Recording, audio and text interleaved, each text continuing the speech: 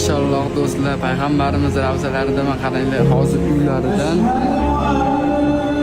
hozir bu yerda do'stlar to'g'risi jannat bog'i deyar ekan. Hozir to'g'risi hayajondaman. Bu yerda namoz o'qish hammaga ham nasib qilmas ekan. Mana eng katta imom. Mana do'stlar, aktiv uchun, u bu uchun deganlar, mana hamma uchun video olyapti. Aytinglarchi.